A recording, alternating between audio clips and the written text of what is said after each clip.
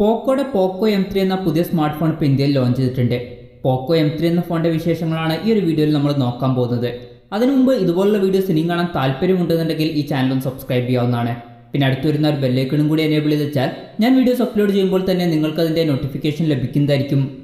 ആദ്യം ഡിസ്പ്ലേയുടെ കാര്യം പറയുകയാണെങ്കിൽ പോക്കോ M3യിൽ 6.53 ഇഞ്ചിൻ്റെ ഫുൾ HD+ ഡിസ്പ്ലേ ആണ് വരുന്നത്. അപ്പോൾ ഈ ഫോണിൽ ഫുൾ HD റെസൊല്യൂഷൻ വരുന്നുണ്ട്. ഇപ്പം ഈ ഒരു പ്രൈസ് റേഞ്ചിൽ ചില ഫോണുകളിലൊക്കെ HD റെസൊല്യൂഷൻ മാത്രമേ വരുന്നുള്ളൂ. അപ്പോൾ അത് വെച്ച് നോക്കുമ്പോൾ ഫുൾ HD റെസൊല്യൂഷൻ വരുന്നുണ്ട് എന്നുള്ളത് നല്ലൊരു കാര്യം തന്നെയാണ്. പിന്നെ ഈ ഫോണിൽ IPS LCD പാനലാണ് ഉപയോഗിച്ചിരിക്കുന്നത്. ഫോണിൻ്റെ ഫ്രണ്ടിൽ വാട്ടർ ഡ്രോപ്പ് നോച്ച് ഡിസൈനുള്ള നോച്ചാണ് കൊടുത്തിരിക്കുന്നത്. ഈ ഫോണിൽ പഞ്ച് ഹോൾ ഡിസ്പ്ലേ ഒന്നും വരുന്നില്ല. പിന്നെ ഏകദേശം 90.34% സ്ക്രീൻ ടു ബോഡി റേഷ്യോ ആണ് ഈ ഫോണിൽ വരുന്നത്. ഫോണിൻ്റെ ഫ്രണ്ടിൽ ഗൊറില്ല ഗ്ലാസ് 3യുടെ പ്രൊട്ടക്ഷൻ കൊടുത്തിട്ടുണ്ട്. പിന്നെ ഫിംഗർ പ്രിന്റ് സെൻസർ വരുന്നത് ഫോണിൻ്റെ സൈഡിൽ പവർ ബട്ടണിൽ ഇൻറ്റഗ്രേറ്റ് ചെയ്തിട്ടാണ്. പിന്നെ ഫോണിൻ്റെ ബാക്കിൽ പ്ലാസ്റ്റിക് ബാക്ക് ബോഡിയാണ് വരുന്നത്. പിന്നെ ഫോണിൻ്റെ ബാക്കിൽ വലിയൊരു ക്യാമറ മോഡ്യൂളും കാര്യങ്ങളൊക്കെ കൊടുത്തിട്ടുണ്ട്. അത്യാവശ്യം നല്ല സ്റ്റൈലിഷ് ആയിട്ടുള്ള ഡിസൈനും കാര്യങ്ങളൊക്കെ തന്നെയാണ് ഈ ഫോണിൽ വരുന്നത്. പിന്നെ ഈ ഫോണിൻ്റെ വെയിറ്റ് വരുന്നത് ഏകദേശം 197 ഗ്രാമാണ്. ഫോണിൻ്റെ തിക്നെസ് വരുന്നത് 9.6 mm ആണ്. പിന്നെ ഈ ഫോൺ 3 കളർ വേരിയൻസിലാണ് ഇപ്പോൾ ഇന്ത്യയിൽ ലോഞ്ച് ചെയ്തിരിക്കുന്നത്. കൂൾ ബ്ലൂ, പിന്നെ പവർ ബ്ലാക്ക്, പിന്നെ പോക്കോ യെല്ലോ. പ്രോസസ്സറിൻ്റെ കാര്യം പറയുകയാണെങ്കിൽ സ്നാപ്ഡ്രാഗൺ 662 എന്ന പ്രോസസ്സറുമായിട്ടാണ് ഈ ഫോൺ വരുന്നത്. 11,000 രൂപ പ്രൈസ് റേഞ്ചിൽ ഇത് അത്യാവശ്യം തരക്കേടില്ലാത്തൊരു പ്രോസസ്സർ തന്നെയാണ്. പിന്നെ പെർഫോമൻസിൻ്റെ കാര്യം വരുമ്പം എടുത്തു വരേണ്ട ചില കാര്യങ്ങൾ വരുന്നുണ്ട്. ഈ ഫോണിൽ 6 GB റാം വരുന്നുണ്ട്. ഈ ഒരു പ്രൈസ് റേഞ്ചിൽ 6 GB റാം ലഭിക്കുന്നു എന്നുള്ളത് നല്ലൊരു കാര്യം തന്നെയാണ്. പിന്നെ എടുത്തു വരേണ്ട ഒരു കാര്യം, ഈ ഫോണിൽ UFS 2.2 സ്റ്റോറേജ് ടൈപ്പ് വരുന്നുണ്ട്. ഇതിൽ ശ്രദ്ധിക്കേണ്ട കാര്യം 128 GB ഇന്റേണൽ വെർഷൻ്റെ കൂടെ മാത്രമേ UFS 2.2 സ്റ്റോറേജ് ടൈപ്പ് വരുന്നുള്ളൂ. 64 GB ഇന്റേണൽ വെർഷനിൽ UFS 2.1 സ്റ്റോറേജ് ടൈപ്പാണ് വരുന്നത്. ഈ ഒരു പ്രൈസ് റേഞ്ചിൽ UFS 2.1 സ്റ്റോറേജ് ടൈപ്പും അതുപോലെ തന്നെ UFS 2.2 സ്റ്റോറേജ് ടൈപ്പൊക്കെ വരുന്നു എന്നുള്ളത് വളരെ നല്ലൊരു കാര്യം തന്നെയാണ്. പെർഫോമൻസും കാര്യങ്ങളും കുറച്ചും കൂടി മെച്ചപ്പെടുത്താൻ ഇത് സഹായിക്കും. കുറച്ചും കൂടി ബെറ്റർ ആയിട്ടുള്ള റീഡ് ആൻഡ് റൈറ്റ് സ്പീഡ് ഈ ഫോണിൽ നമുക്ക് ലഭിക്കുന്നതായിരിക്കും. പിന്നെ ഈ ഫോണിൽ LPDDR4Xൻ്റെ റാമാണ് വരുന്നത്. ഈ ഫോണിൻ്റെ 2 വെർഷൻസ് വരുന്നുണ്ട്. ബേസ് വേരിയൻറ്റിൽ 6 GB റാമും 64 GB ഇന്റേണലുമാണ് വരുന്നത്.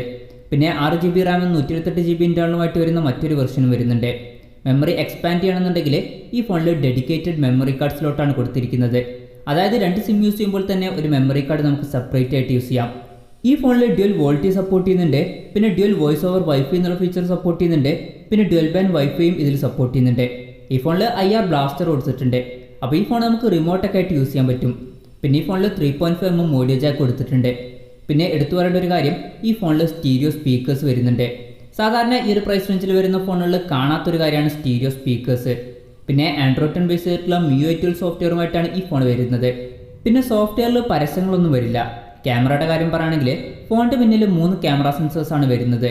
48 മെഗാപിക്സലിൻ്റെ f1.79 അപ്പേഴ്സിൽ വരുന്ന മെയിൻ സെൻസറാണ് വരുന്നത്. സെൻസർ സൈസ് വരുന്നത് 1/2 ഇഞ്ചാണ്. പിന്നെ 2 മെഗാപിക്സലിൻ്റെ f2.4 അപ്പേഴ്സിൽ വരുന്ന ഡെപ്ത് സെൻസറും അതുപോലെ 2 മെഗാപിക്സലിൻ്റെ f2.4 അപ്പേഴ്സിൽ വരുന്ന മാക്രോ ലെൻസും വരുന്നുണ്ട്. പിന്നെ ശ്രദ്ധിക്കേണ്ട ഒരു കാര്യം, ഈ ഫോണിൽ 48 മെഗാപിക്സലിൻ്റെ ട്രിപ്പിൾ ക്യാമറ സെറ്റപ്പ് വരുന്നുണ്ടെങ്കിലും ഈ ഒരു പ്രൈസ് റേഞ്ചിൽ പല ഫോണുകളിലും കാണുന്ന അൾട്രാ വൈഡ് ആംഗിൾ ലെൻസ് ഈ ഫോണിൽ കൊടുത്തിട്ടില്ല. പിന്നെ ലോ ലൈറ്റ് പെർഫോമൻസ് മെച്ചപ്പെടുത്താൻ വേണ്ടിയിട്ട് നൈറ്റ് മോഡ് എന്നുള്ള ഫീച്ചർ ഈ ഫോണിൽ കൊടുത്തിട്ടുണ്ട്.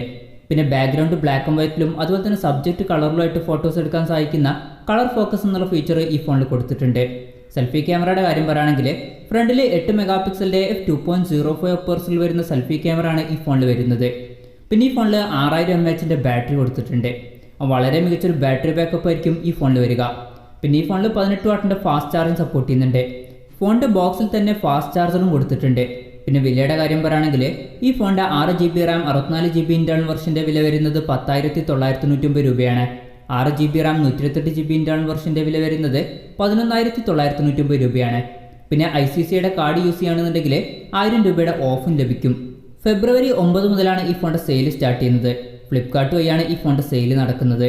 അപ്പോൾ ഓവറോൾ പറയുകയാണെന്നുണ്ടെങ്കിൽ 11,000 രൂപ പ്രൈസ് റേഞ്ചിൽ ഇപ്പോൾ കൺസിഡർ ചെയ്യാൻ പറ്റിയിട്ടുള്ള അത്യാവശ്യം നല്ലൊരു ഫോൺ തന്നെയാണ് പോക്കോ M3 എന്ന ഫോണ്. എന്തായാലും ഈ ഫോണിനെ പറ്റിയിട്ടുള്ള നിങ്ങളുടെ അഭിപ്രായം ജസ്റ്റ് ഒന്ന് കമൻറ്റ് ചെയ്യുക.